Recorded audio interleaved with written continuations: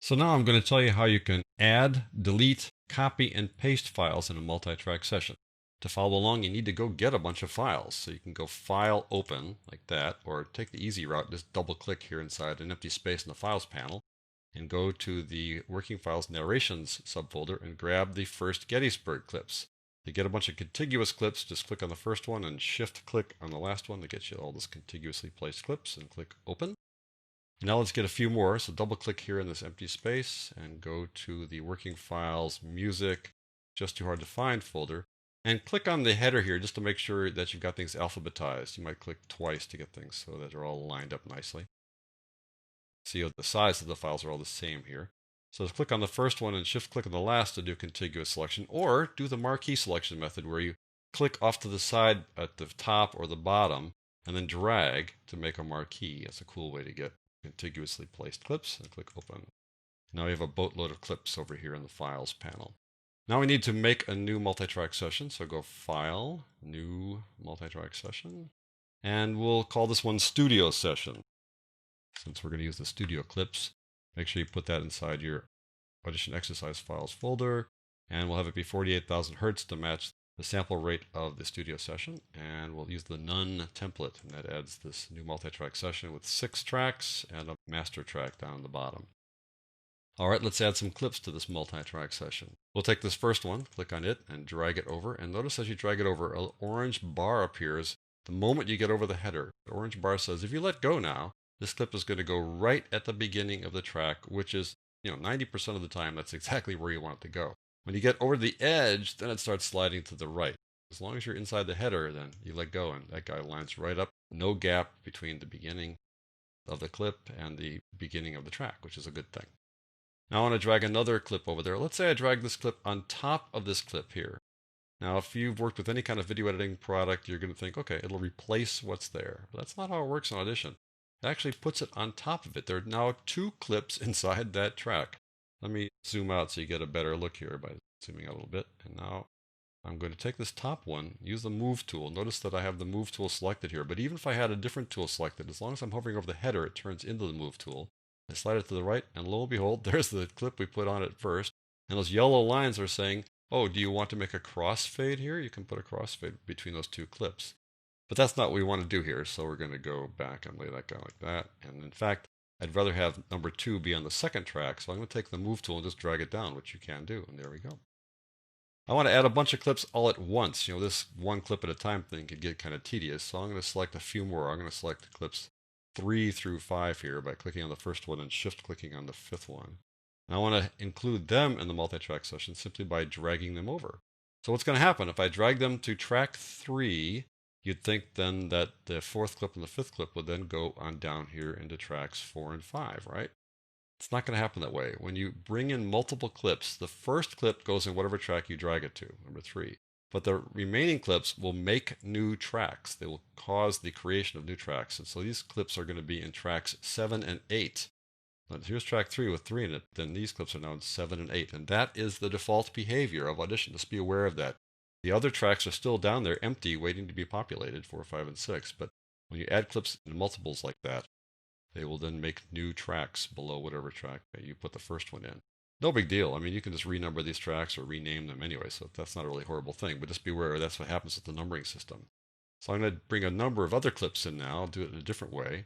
I've seen this way before, but I just want to show you what happens inside this session. I'm going to select a bunch of these guys. I got 4 more here just above the Gettysburg, so I'll select those 4. You can now insert them into a multi-track session. Now, if the current time indicator is at the beginning, then when I insert them, they will be inserted at the current time indicator. But if I drag this to the right a little bit and right-click on these guys and say Insert in the Multi-Track and select the studio session, bam, they go way over here to the right.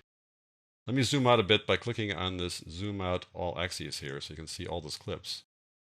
They're in the wrong place. Oh my gosh, what am I going to do? You can tell they're all selected because they're darker, or they're obviously highlighted except for this first one, which is the main one, but they're all darker than these other guys. That means that they were selected. So if I take the Move tool, which right now I've got the time selection tool, but if I hover over the header, it turns into the Move tool. I can slide them all at once in one group to the left and get them all lined up. So it's not a horrible thing if you happen to get them in the wrong place. Just slide them over.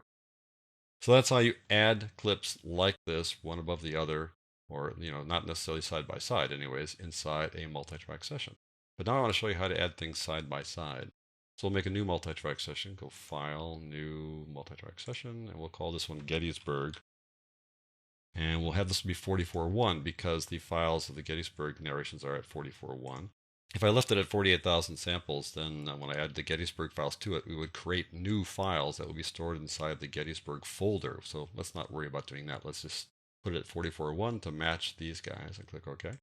That makes a new multi-track session as before. Take the Gettysburg 1 and drag it to the track. Now I want to drag the Gettysburg 2 next to it. Now right now, the snapping button is off. So let's see what happens when snapping is off. I'm going to drag it over there. I want it to be after it, but look at that. I can't really tell if it's right up against it. I really do want it to snap to the edge, but no such luck. If I let go, it'll overlap a little bit. There won't be a crossfade because I haven't moved it. But if I move it, then it'll try to make a crossfade. Now again, I'll talk about crossfades in another tutorial, but I really would prefer that it snap to the edge. So snapping is really a good thing to have turned on here. So I turn it on, and now I can slide it over and snap it right like that. Let's take 3, 4, 5, and 6. We'll do them one at a time here. Get that right there and snap it. Now I want to bring 4 over, but I can't see the end. If I drag it over, try to get it to slide over, it won't slide over. So that's a little bit of a inconvenience. So I need to zoom out a bit to see that. Zoom out as far as I can now. I can't go any farther, just a little gap at the end. Take 4 and drag it in there. Okay, fine. But now I want to zoom out again, so I do that again. I bring in 5. And the same thing for 6. Zoom out again and bring in 6. A little of an inconvenience, but that's just how it works. I want to show you how you can copy and paste things. If you click on a clip like that, you can copy it and put it down on another track, which you might need to do. So let me just show you how to do that. The typical way to do it is to go Edit, Copy. You can see the keyboard shortcut is Control-C in Windows and Command-C in Mac. That's like the de facto copy keyboard shortcut. It's across all software. So if I just go copy, that is now copied into the clipboard someplace. And if I now select track 2 or track 3, wherever I'm selecting it, whatever track I select, I can then paste it to that track. And wherever I put the current time indicator is where it will go. So I can go Edit, Paste, or I can go Control or Command B, and boom, it shows up down here. Now this copy is what's called a reference copy. I haven't actually created a new file. It's just that this clip down here and that clip up there both refer to the same file on the hard drive, so nothing's been changed there. Let me show you a different way to make a copy. I'll take number 4 here. I'm going to right-click on it and drag. So I right-click and drag. As I drag it, notice it tries to get a crossfade going, but I'll drag it down. Now it's going to go to another track. And if I let go here, I'm going to get a little menu that pops up. The menu says, do you want to copy it here? Okay, fine, which is a reference copy. Do you want to copy unique here? Well, that's different. That's going to make a whole new file if it's a copy unique. If I say move, then this clip will disappear up here, and then it'll appear down here. Or I can cancel the whole darn thing. Well, I want to do copy unique here. I want to have a new unique copy. So I click that, and notice that now it's called Gettysburg 4_1 to indicate it's like a unique copy. And it appears over here as well in the Files panel. And this file has now been added to the folder where your Gettysburg session is. So what happens? What's the difference? I'm going to go open up Gettysburg 1 inside the editor panel. Double click on that. I'll increase the volume on it like so. I'm going to click away to deselect and go back to the multi-track session. And you can see that both of those guys have now had their volume increased. I'm going to go to Gettysburg 4 here and increase its volume. I'm sure you're guessing what's going to happen now. That one goes up. I click here to deselect, go back to the multi-track session.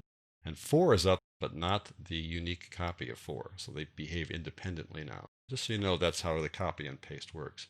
So now if I want to delete these clips, I merely need to select them by clicking on them. If I click on them with the time selection tool or the move tool, I select them like that. And I just press the delete key or the backspace key on my keyboard, and they're gone. So I'll select this guy down here. I'll take the move tool just to show you can select it with the move tool as well. And press the delete key or the backspace key and get rid of that. Now if I select this clip here and press delete, we have this gap here, which is not really what I want to do. I can get rid of the gap by right-clicking and saying ripple delete gap. That'll fill the gap. Or I can do that in one step instead of 2. I'll back up here twice to see that one. I can do what's called a ripple delete using the edit menu. I'll show you the edit menu, then I'll show you the keyboard shortcut. So edit, ripple delete, and then selected clips. So I'm going to delete the selected clips and then ripple the other clips over And the keyboard shortcut is Shift Backspace. So I'm going to click away from here and then do that with the keyboard shortcut. So Shift Backspace, and then that does what's called a ripple delete. It takes everything in the timeline there, it takes everything along that track and shoves them over to fill the gap. So that's a brief overview of how you add clips, delete them, copy them, and paste them inside a multi-track session.